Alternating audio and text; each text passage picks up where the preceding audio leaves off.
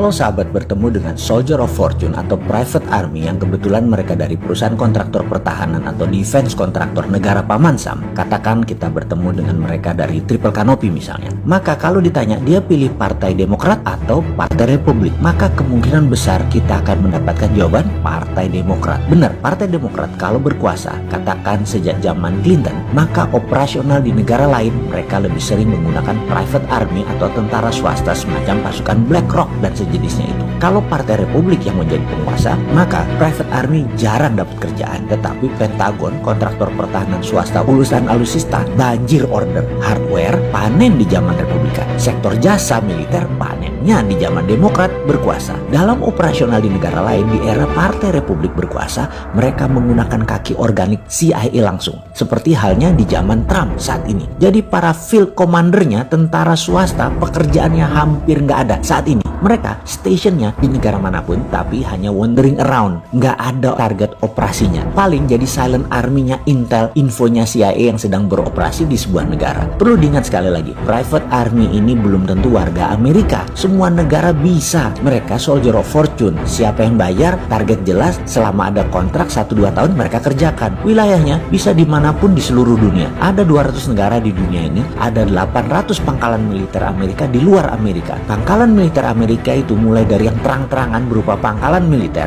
atau floating markas atau banyak lagi modelnya, hingga sampai sekedar safe house yang gak jelas lokasinya mereka punya. Jadi kalau menggunakan tentara swasta ini, ya bisa saja orang Malaysia yang mereka pakai, orang Filipina, orang Singapura beredar di Indonesia bukan bule mata biru, karena mereka harus berbaur dengan orang lokal. Kalau bule tak apa ya cakap Melayu, mereka taklah dipakai mereka itu. Jadi peta di setiap negara oleh CIA saat ini dicacah dan dibedah detail, rinci, dan sudah disiapkan counternya kalau negara tersebut nakal. Nah gantian, sehubungan dengan hal tersebut, counter intelijen harus kita mainkan juga. Harusnya kita juga punya untuk nginteli si ontohot Amerika dan si borokokok komunis Tiongkok. Setiap detiknya mereka bergerak harus kita inteli. Seperti misalnya Sabtu minggu kemarin ada peristiwa yang semua pengamat politik luar negeri memperhatikan dengan seksama. Kalau di Indonesia siapa yang memperhatikan saya nggak tahu juga. Mungkin hanya si Bosman ini aja. Jadi ketika pertemuan penting di Hawaii diumumkan hasilnya secara tertutup, menarik juga permainan catur politik tingkat dunia yang sedang dilakukan oleh kedua belah pihak tersebut.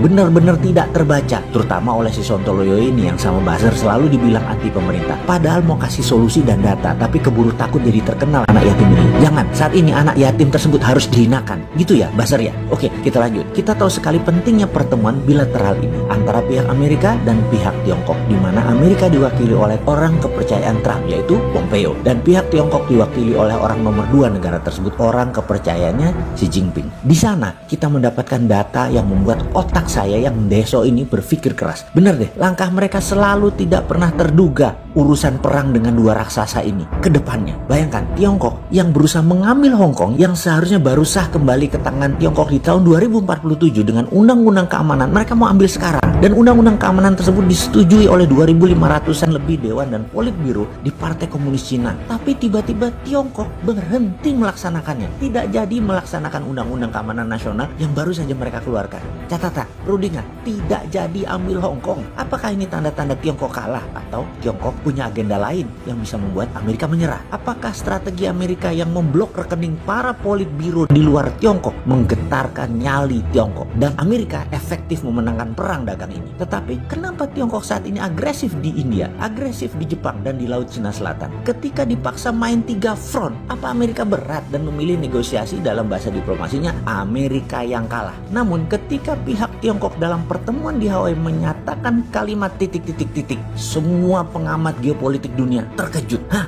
nggak salah nih langkah Xi Jinping. Kalau benar hal itu dilakukan oleh Tiongkok, artinya suara Trump bisa naik 20% di Amerika dan bisa-bisa Trump memenangkan Pilpres November nanti. Nggak salah nih Tiongkok. Kompensasinya apa tuh Tiongkok dapat? Asli banyak pengamat saling diskusi debat dengan berbagai analisa. Saya hanya bisa menunggu hasil mereka, nggak berani komen. Bener deh, pengen sih membuka apa yang kalimat Tiongkok itu ucapkan, tapi siapa yang peduli di Indonesia ini? Politikusnya, pejabatnya, masyarakatnya, rasanya nggak ada. Ya wis, tak simpen wae lah.